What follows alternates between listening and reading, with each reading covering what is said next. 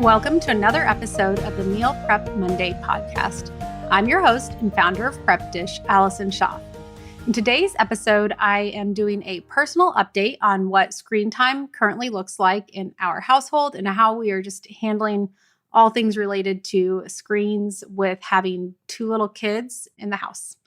Before diving in, a quick reminder that if you want to try our time-saving meal plans, we have a free trial set up. And today I thought I would change things up and share with you feedback from one of our customers, Cynthia. So here is what she says. She says, I can't believe it's been 10 years since I joined Prep Dish. We have lived happier, healthier lives since that day. I can't imagine what our lives would be without Prep Dish, and I can't really remember our lives before Prep Dish. You introduced us to healthier lifestyle, no stress meal planning, and saving on our grocery bill. You saved us time in the kitchen from prepping all the way to cleanup. I initially joined so I could cook gluten-free for my mother who has celiac, but I quickly learned that we could all benefit from Prep Dish. My husband has diabetes and his blood sugar is easier to control with the paleo meal plan, which is also heart healthy. Your meal plans are organized in a way that is easy to follow. We just check off what we already have and buy what we need. This makes it easy to order groceries ahead for pickup. Your freezer meal plans are delicious, and your holiday guide is just amazing, and the Prep Dish challenges are fun. Thank you for the past 10 years. I will forever recommend Prep Dish. Cynthia. If you would like to try out our meal plans, again, you can head to prepdish.com/mpm. And Cynthia, thank you. Thank you for being with us for 10 years and for sharing that feedback. Okay, so I believe I've done an episode in the past talking a little bit about screens and how we have handled that.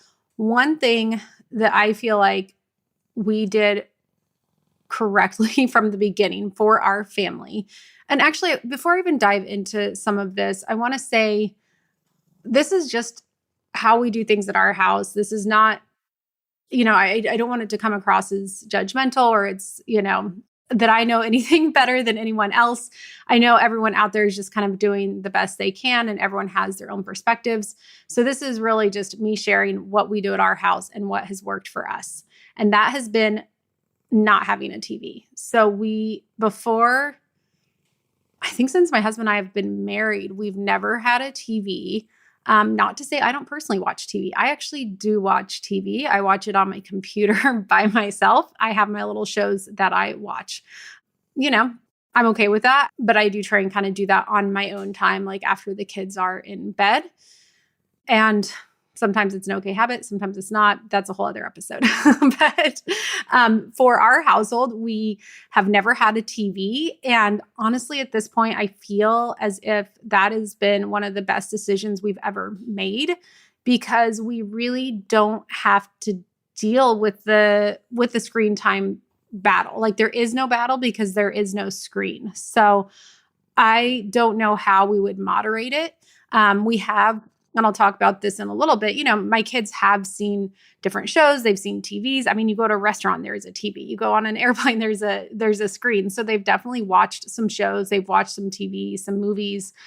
And, as my oldest is, getting older, that is something he sometimes requests and he's aware of. But because we don't have it, it's a little less of a battle, although he has kind of figured out like on our computers, that he can watch things. Before I talk about that in detail, what have we done instead of TV? So we did get a Tony's for them, which is one of those little players. So before we had that, we actually had a CD player and my son loved it. He did eventually break it because we let him, play with it on his own. But you can get a CD player on Amazon for, I think, $30. So we've gone through a few of those and he really loves the CD players. We then switched to the Tony's. It's, a little more kid friendly and that does have some stories and some music, that they can listen to. And we don't have it yet, but I think we're probably going to get the Yoto Mini, which is like a little travel. And these are just audio. So there's a little Yoto Mini that's like similar to Tony's, like a little audio thing for when you travel. And then on our phones, they definitely FaceTime with relatives a lot. I try not to really ever do videos just so they don't really see that as an option.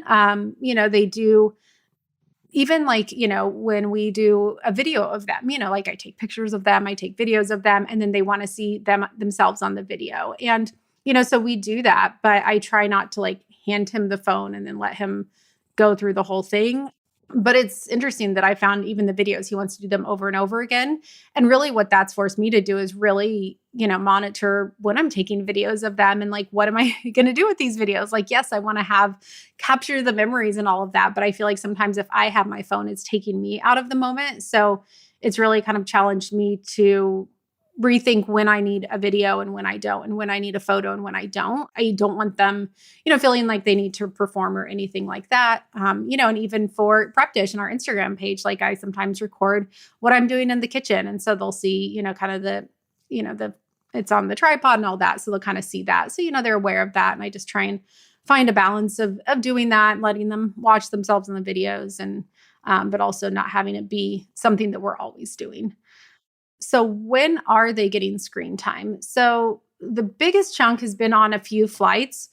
We don't have like a portable thing that we bring, but some planes have them and some don't. So even on our trip to Panama, I believe, so on the way down, there were no screens.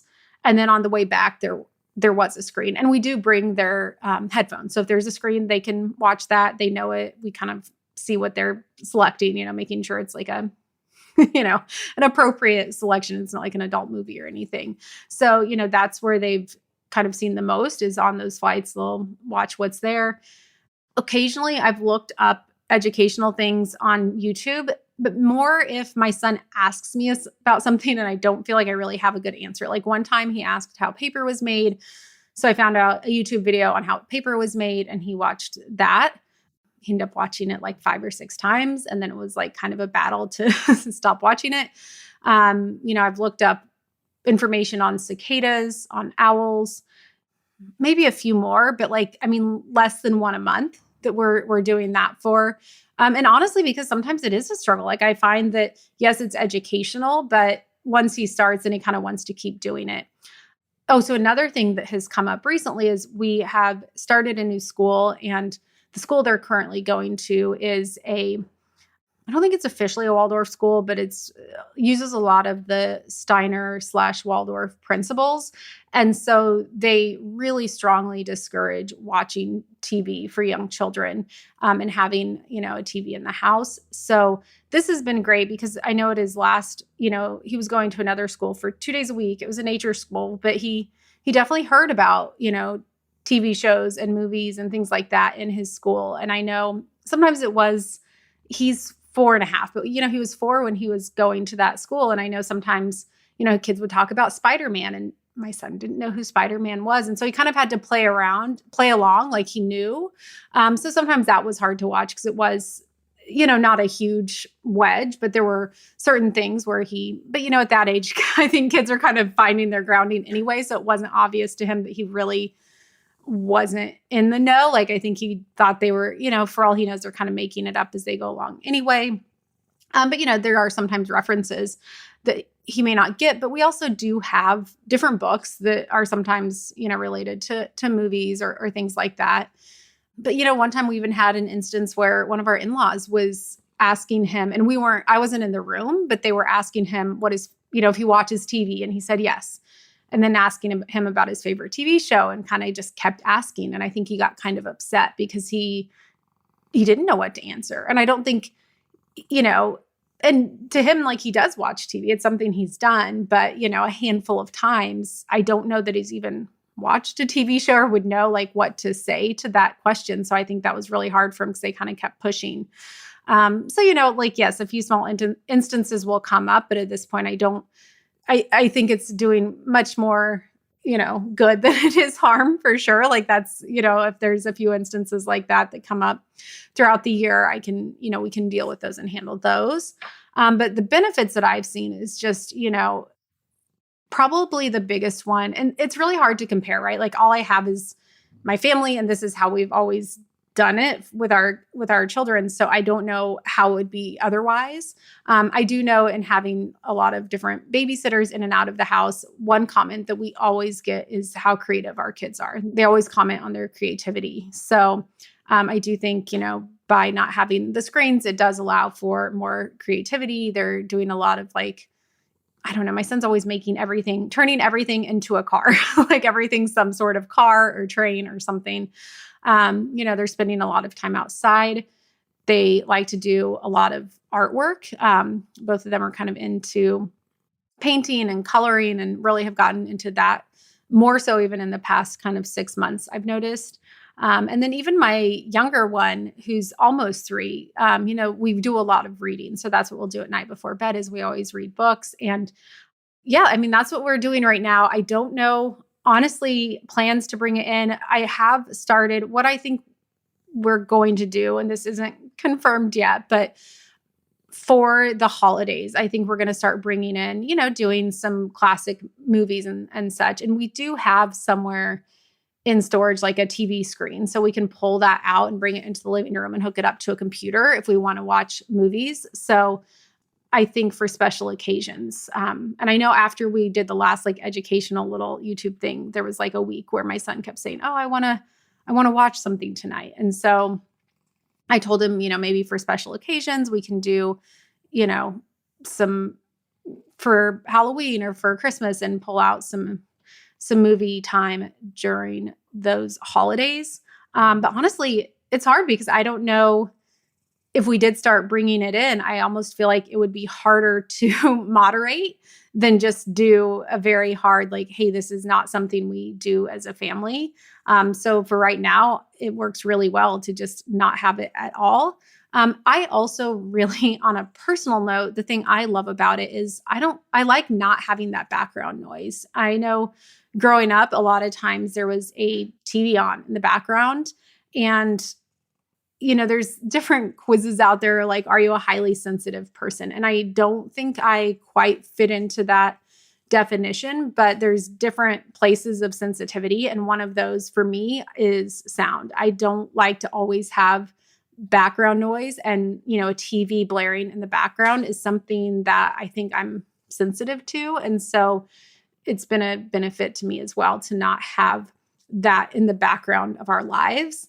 If we ever do have background noise, we try and have, music. And sometimes it'll be little kid songs, but sometimes it'll be, classical music or something that really kind of sets the tone and mood for, a more relaxing feeling household, even if, don't get me wrong, believe me, there is plenty of kids screaming and toddler crying and this and that. And it's not just by not having the screen doesn't mean we have a calm household by any means. There is plenty of little boy energy running around our household and, around the yard and all of that. So it doesn't totally, get rid of any of that by any mean. But I have found overall, it's kind of just a more peaceful and calm household by not having those screens. And again, this has been a very intentional choice and something that my husband and I kind of come back together and talk about every so often. And like, okay, is this still working for us? Do we want to incorporate it? And I think the hard thing is what will probably happen is if we incorporate it, whatever age we do, it'll be kind of like the same time, right? So if we add it in for the older one, it's probably going to be the same age for the younger. And, it's 2 years difference. If we add it in at like 5 and then the younger one will be 3 versus like each kid getting it, starting at 5. It's a little hard to do it for one and not the other. So, at this point, I think we are, seeing how long we can continue to let them just, be little kids and not have that be a part of our routine. And it's, like I said, it's working well for us. I guess if this, I like to just kind of mention it as an option. I think so many times we think like, well, how is that even an option or how do I do that? And for us, just like having it not be a part of it, it's a lot easier now because if we do want to bring it in, it's can be like a really gradual, intentional thing that we bring in to our family and versus like having to remove it, which I think would probably be more of a battle. So, and I also think it's been really good for my husband's not a TV watcher at all, but I think for me, it's been really good to just kind of keep my screen time in check as well and be more intentional with that. Like I do like to, like I said, unwind with a TV show at the end of the day, but it helps me to really make sure that I'm, it's funny how our kids challenge us to be the best versions of ourselves. So I really appreciate that as well. I would love to hear from all of you if you guys have questions on this, if you have ways that you are, doing screen time. I've heard just of a lot of different kind of strategies that are out there. And I love hearing how different people handle it, because I know, as they get older and we are out there more in the world, this is, something that we will be, challenged with and bombarded with. And there's decisions to make on how and where and when to introduce screens as, they get older. So I always find it interesting to hear how other people are handling it. And yeah, for now, I think for us, just not having it all at all is the easiest way. I think we honestly have it probably easier than trying to figure out the moderation piece of it. But I'm sure that is going to be in our future. So anything you guys have out there, happy to listen. And oh gosh, I might try and put some in the show notes, like some recommended reading. There's some screen-free books that I've read that have also kind of helped encourage me along this path as well. So if I think about it, I'll pop some of those into the show notes, just if you're interested to read more on the topic. So that is all I have for this week. I will be back again next Monday with another episode.